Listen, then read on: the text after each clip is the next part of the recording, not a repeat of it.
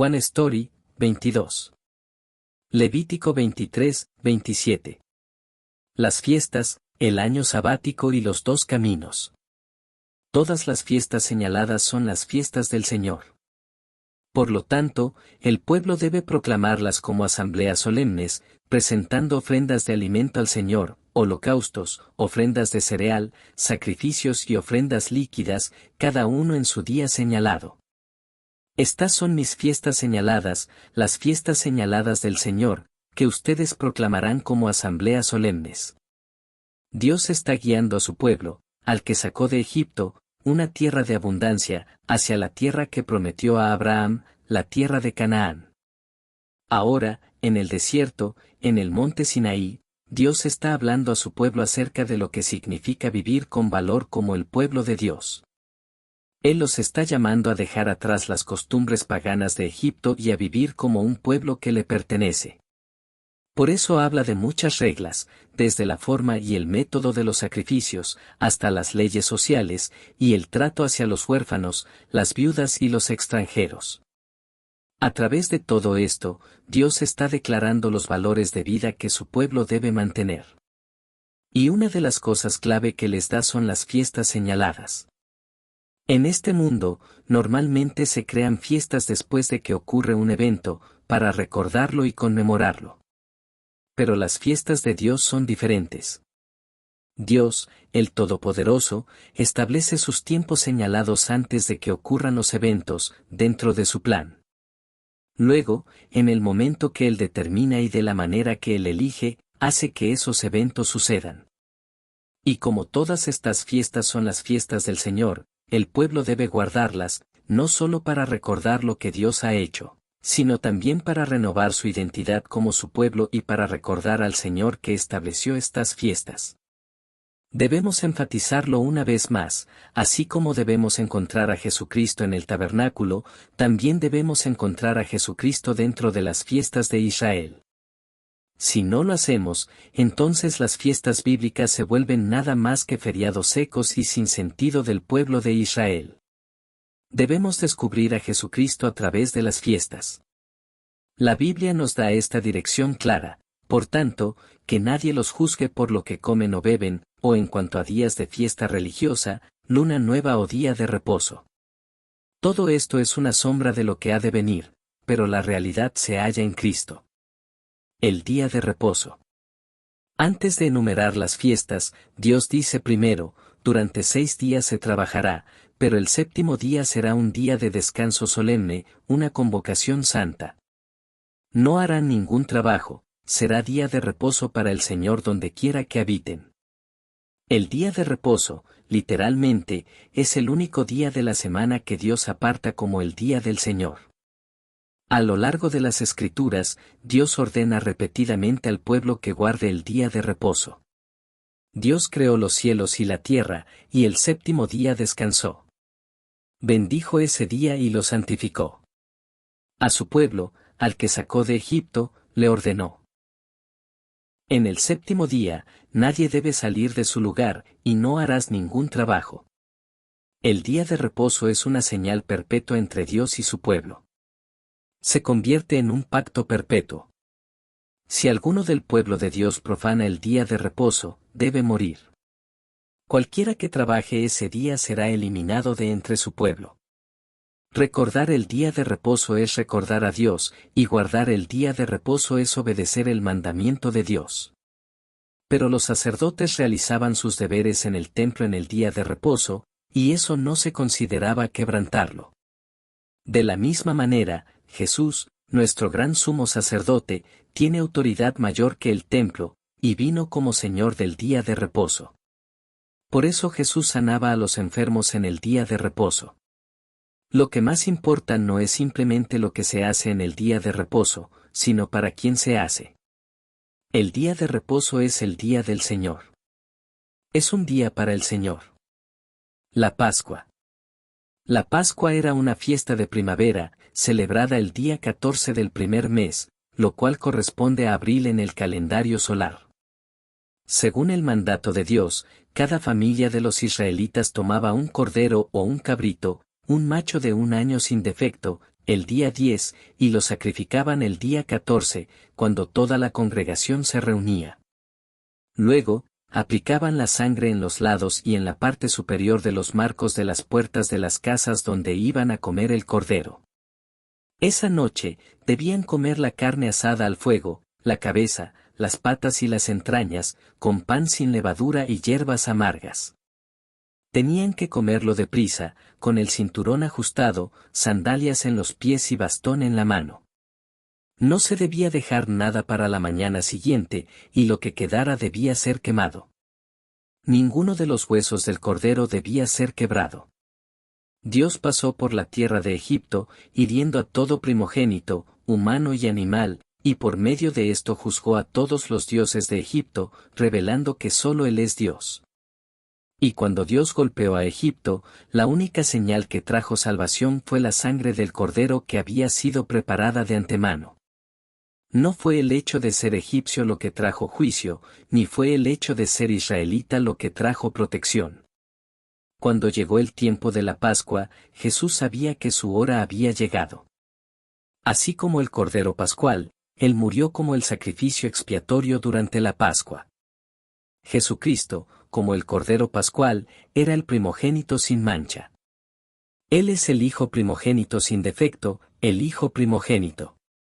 El Cordero Pascual se sacrificaba al atardecer, alrededor de las 3 de la tarde, según el horario judío. Esa fue la misma hora en que se sacrificaban los corderos en Jerusalén, y fue la misma hora en que murió Jesús. Así como la parte más importante del Cordero Pascual era su sangre, Jesús, durante la última cena, estableció el nuevo pacto en su sangre. Por eso, la razón por la que los creyentes son justificados es únicamente por la sangre de Jesucristo. La fiesta de los panes sin levadura. La fiesta de los panes sin levadura también era una fiesta de primavera, celebrada desde el día 15 del primer mes y duraba 7 días. Incluía la Pascua y la fiesta de las primicias, y a veces se le llama en conjunto la fiesta de los panes sin levadura. Durante 7 días, solo debían comer pan sin levadura, no pan hecho con levadura. En la noche en que los primogénitos de Egipto fueron heridos, los israelitas asaron el cordero, tomaron la masa que aún no había fermentado, envolvieron sus tazones de amasar en mantas, los pusieron sobre los hombros y salieron rápidamente de Egipto durante la noche. En el desierto, hornearon esa masa en forma de pan, y se le conoció como pan de aflicción. La palabra sin levadura en el idioma original también lleva el sentido de ocultar o enterrar, refiriéndose a la sepultura de Jesucristo después de haber muerto como el Cordero Pascual. El cruce del Mar Rojo, donde los israelitas murieron a su pasado y entraron a una nueva vida, ocurrió durante la fiesta de los panes sin levadura. Las Escrituras llaman al evento del Mar Rojo un bautismo. Y el bautismo, según enseña la Biblia, es el acto espiritual de morir y ser sepultado con Cristo. Los creyentes han muerto con Jesucristo y han resucitado con Él, unidos a Él en una vida nueva.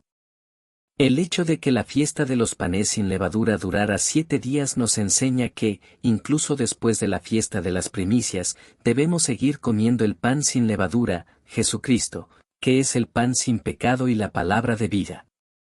En la Biblia, la levadura a menudo simboliza la falsa enseñanza, la hipocresía, la inmoralidad sexual y el pecado.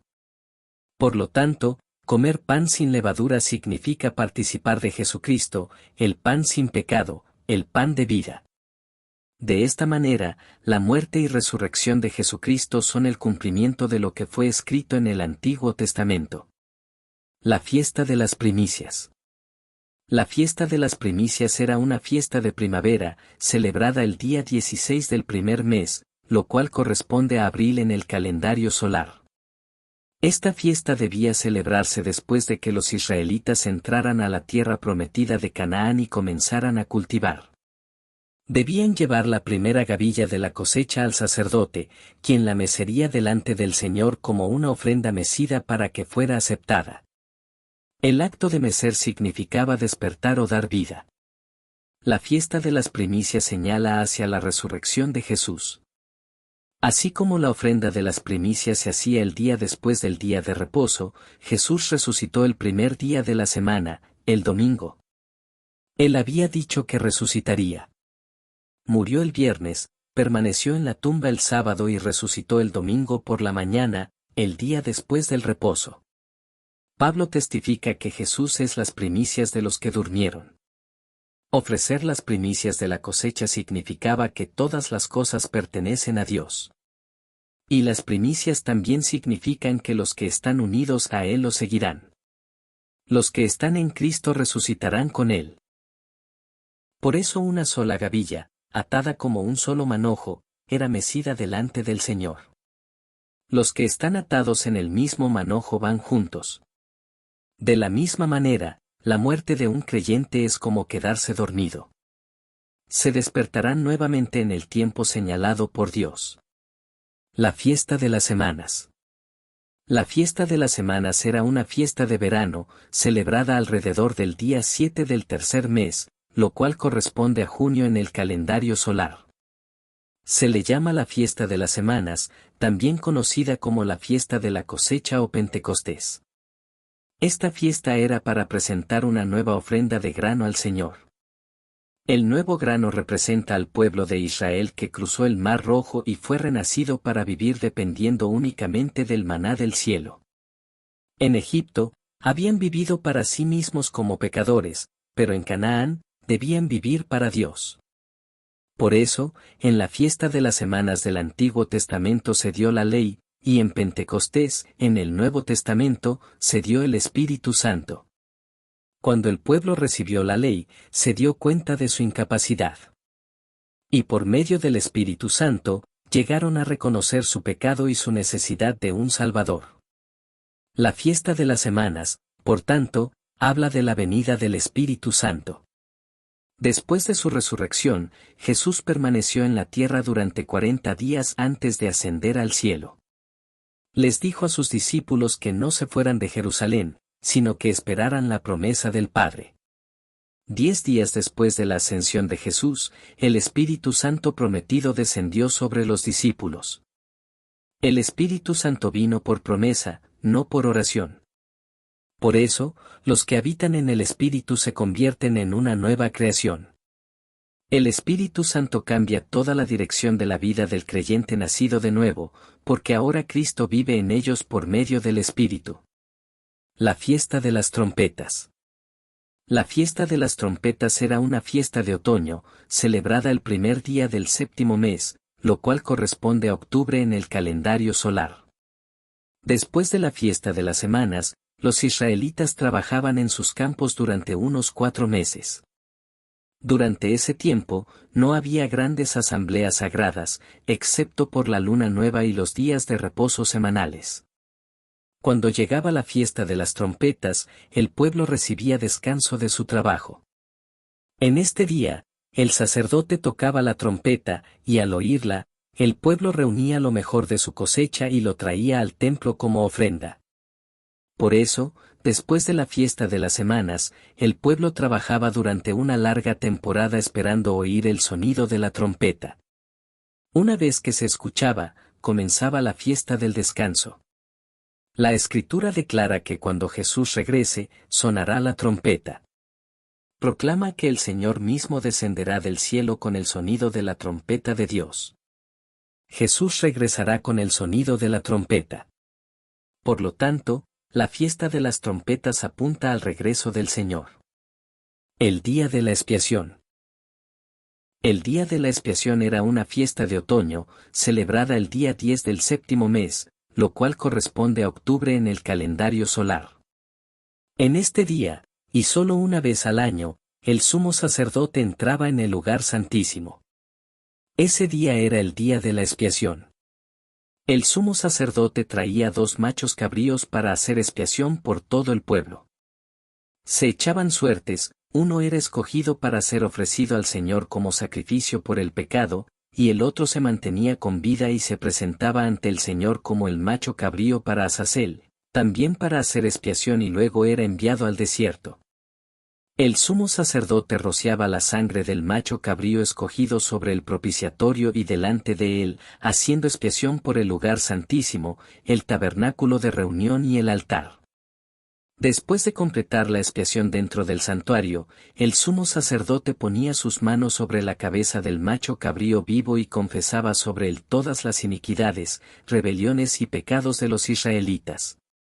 Colocaba todos los pecados sobre la cabeza del animal y lo entregaba a una persona designada, quien lo llevaba al desierto.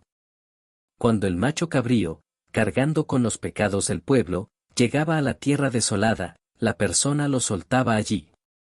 Ese macho cabrío moría en el desierto en un estado muy lamentable. En el día de la expiación, no solo el sumo sacerdote y los israelitas, sino también cualquier extranjero que viviera entre ellos, debían humillarse y no realizar ningún trabajo. Si Dios aceptaba la ofrenda de expiación y la nube de gloria se levantaba, era señal de que los pecados de toda la nación, de cada individuo y del pueblo en su totalidad, habían sido perdonados. Entonces se tocaba la trompeta para anunciarlo a todos, y se convertía en un tiempo de celebración.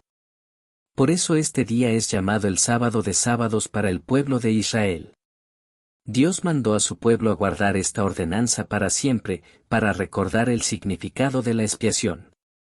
De la misma manera, Jesucristo vino como el sacrificio perfecto, el Cordero de Dios que quita el pecado del mundo. Él se convirtió en el macho cabrío cuya sangre fue rociada en el lugar santísimo, y también en el macho cabrío que fue llevado al desierto, fuera del campamento. Jesús cumplió esto una sola vez y para siempre en la cruz. Si la fiesta de las trompetas habla del regreso de Cristo, entonces el día de la expiación es el día en que, a través del Cristo que regresa, todo pecado es quitado del pueblo y la alegría es restaurada. La fiesta de los tabernáculos. La fiesta de los tabernáculos era una fiesta de otoño, celebrada durante 7 días a partir del día 15 del séptimo mes, lo cual corresponde a octubre. Después de recoger la cosecha de la tierra, el pueblo debía celebrar esta fiesta durante 7 días. En el primer y el octavo día, debían descansar. Durante la fiesta de los tabernáculos, los israelitas salían al desierto y construían enramadas con ramas de palmeras y sauces. Esta fiesta también se llamaba la fiesta de las enramadas para conmemorar cómo los israelitas vivieron en refugios temporales en el desierto. También se llamaba la fiesta de la recolección porque se celebraba después de recoger la cosecha. Pero la fiesta de los tabernáculos tiene un significado que va más allá de lo histórico del viaje por el desierto. Señala hacia el descanso eterno que el pueblo de Dios tendrá en el cielo después del regreso de Jesucristo. Cuando Jesús regrese con el sonido de la trompeta, quitará todo pecado de su pueblo y los llevará al tabernáculo celestial, la morada eterna de Dios. Así como Israel cosechaba productos físicos y los guardaba en graneros durante la fiesta de los tabernáculos, Jesús recogerá a su pueblo, la cosecha de salvación, y los llevará al granero del cielo. Por eso, cuando Jesús ascendió, dijo que iba a preparar un lugar para nosotros. En el antiguo pacto, ese lugar era la tierra de Canaán. En el nuevo pacto, es el reino eterno de Dios. El año sabático y el año del jubileo. Dios habló a Moisés y mandó que cuando los israelitas entraran en la tierra de Canaán, cultivaran sus campos y cuidaran sus viñas durante 6 años, pero en el 7º año la tierra debía tener un descanso sabático.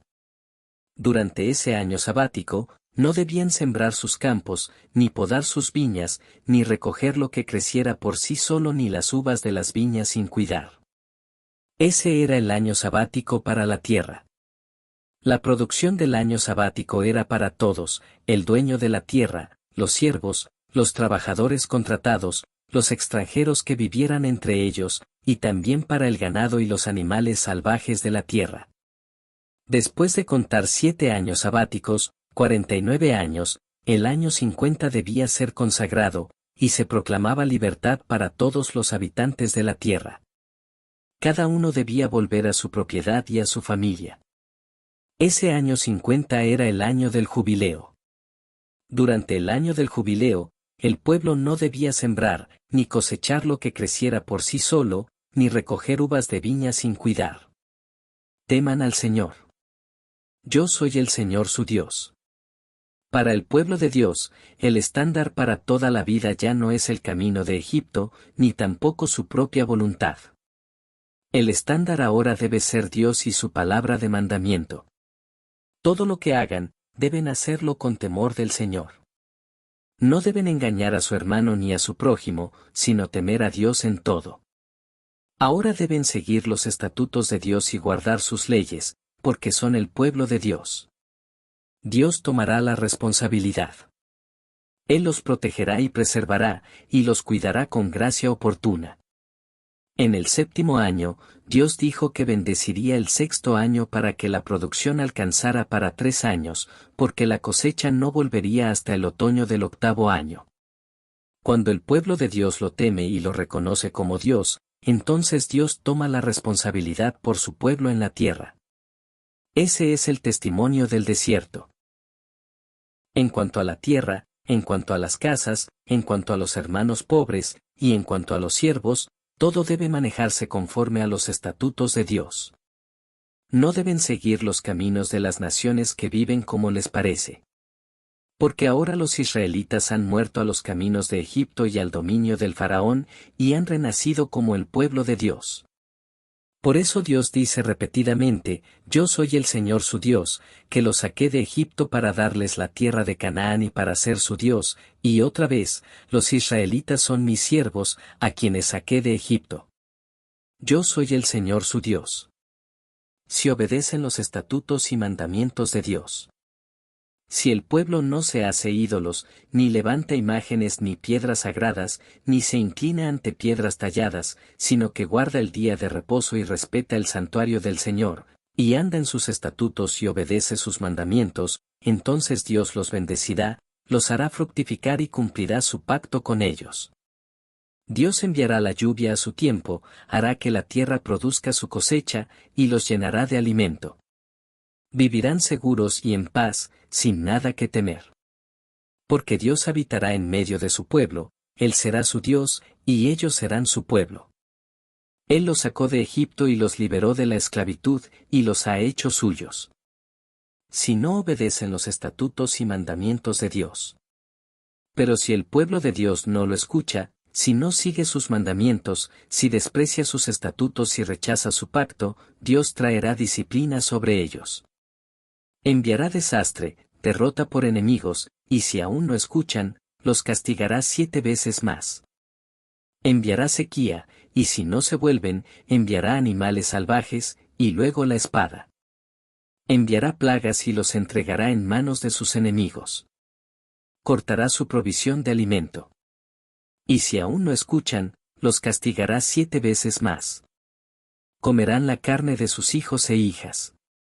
Destruirá sus lugares altos, destrozará sus altares de incienso, y arrojará sus cadáveres sobre los restos de sus ídolos. Los aborrecerá. Deva.